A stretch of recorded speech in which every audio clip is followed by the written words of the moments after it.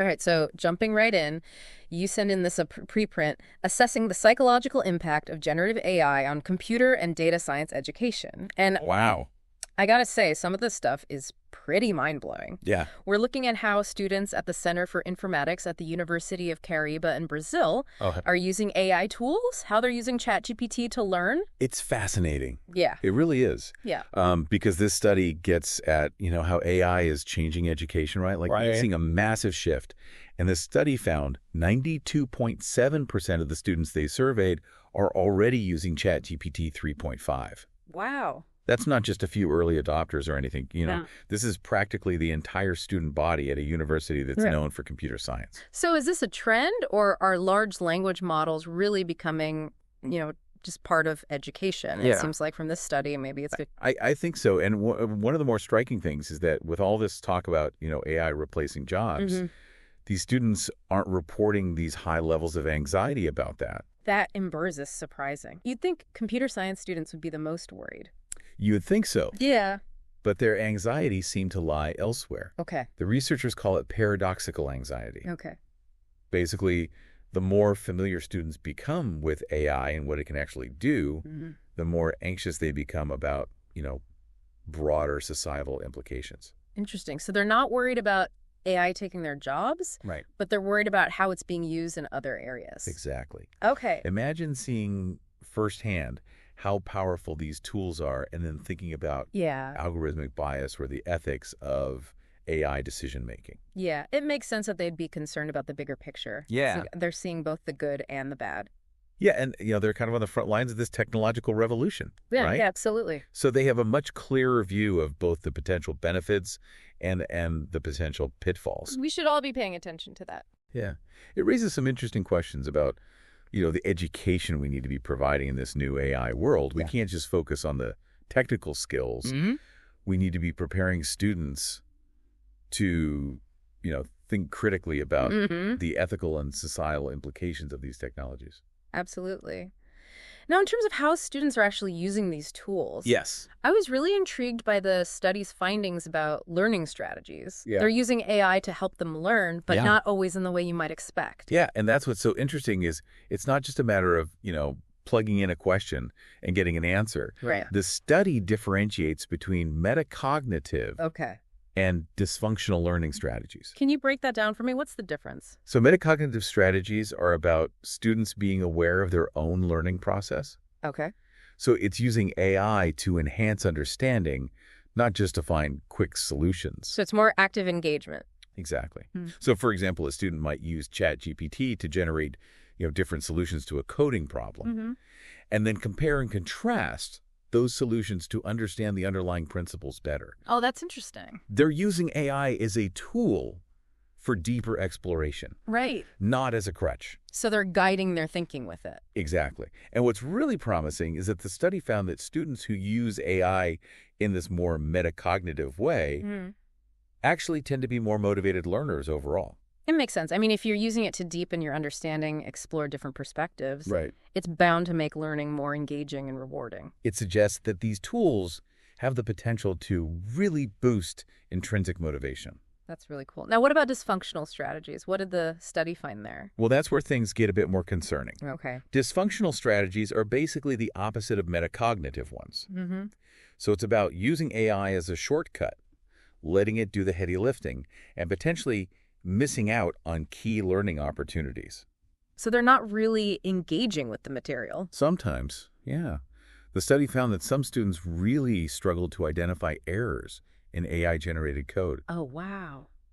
They were so used to the AI being right Interesting. that they didn't develop the critical thinking skills necessary to spot the mistakes. That's a good point. If you're always relying on the AI to be right, Right. you don't develop your ability to evaluate critically. Exactly. And it highlights the importance of teaching students how to use these tools effectively and responsibly.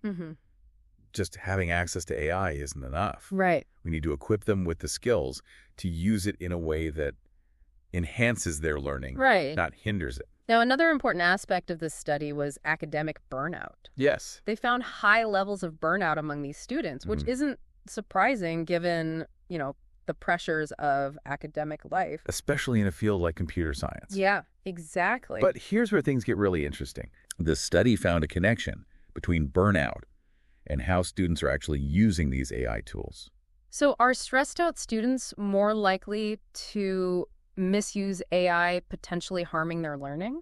That's what the research is suggesting. Oh. Students experiencing higher levels of burnout are more prone to those dysfunctional learning strategies. Right. They're more likely to take shortcuts, even if it means, sacrificing deeper understanding. So is AI adding to that pressure cooker? It's a valid concern, right? I mean, Yeah. students are already overwhelmed, and if they're not taught how to use AI effectively, it could actually make that stress worse and lead to, a decline in the quality of their learning. We're at a crucial turning point here. We are. It's a powerful tool, Yeah, but we need to make sure it's empowering students and not adding to their stress. absolutely. Yeah. Now, we've covered a lot of ground already, We have. and it seems like there's a lot more to unpack here. There is, and I'm eager to dive deeper into some of these findings. Me too.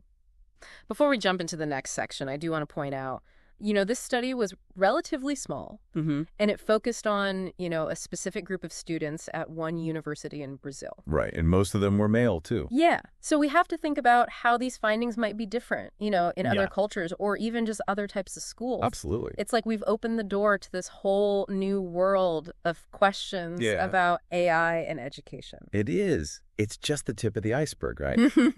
But it's exciting because at least it gives us a framework for thinking about these issues Right. and for future research. One area I'm really interested in is how AI is changing, students' identities as learners. Oh, interesting. It's not just about the knowledge they're getting, it's how these tools are changing their beliefs about their own capabilities, Right. their relationship with technology. That's such a critical point, know?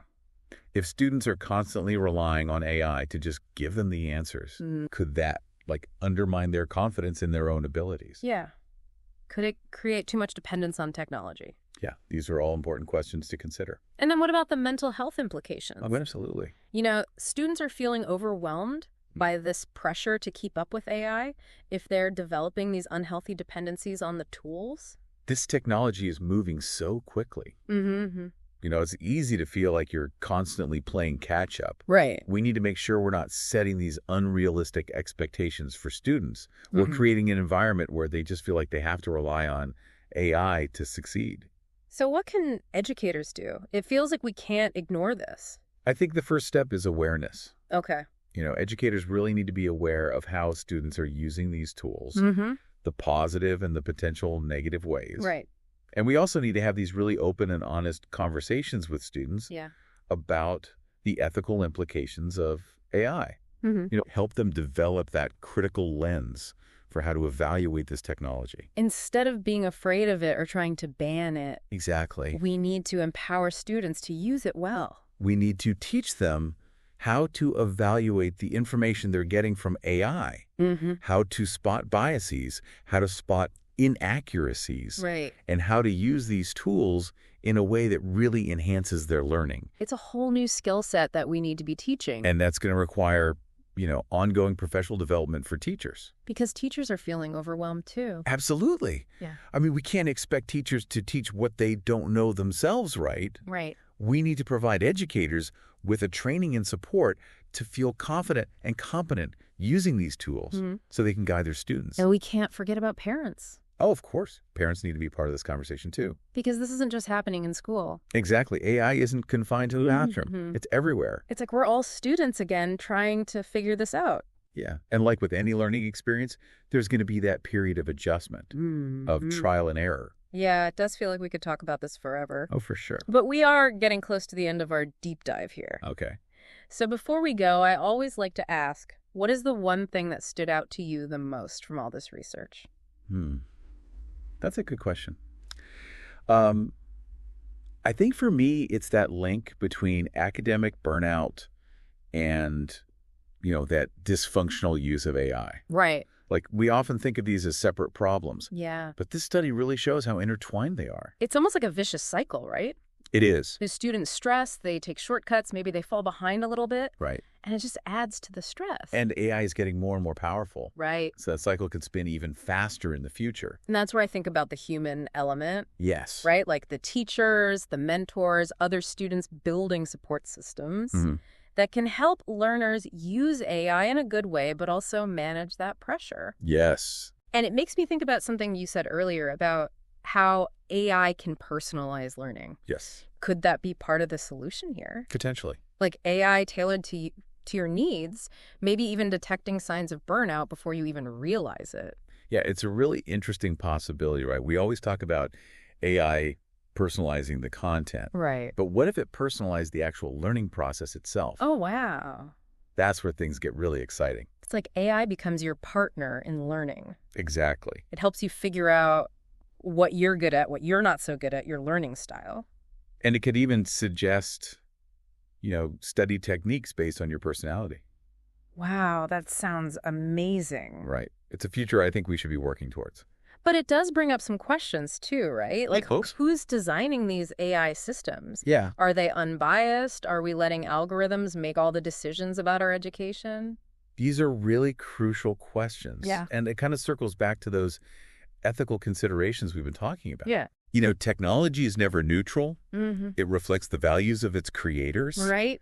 So as we go forward, we have to be really intentional about building AI that serves us. Right. Not the other way around. And this is a conversation we're just starting to have, I think, as a society. I agree. And I'm glad this study is out there. Me too. Because it's pushing us to ask these tough questions now. Yeah. Before AI is even more a part of everything. We need to be having these discussions now. Exactly. So for everyone listening, I hope this deep dive has given you more than just facts, more than just information about this one study. It's about starting a conversation. I hope it sparked your curiosity, even a little sense of agency about what role AI is playing in our lives and what it will play in the future of education.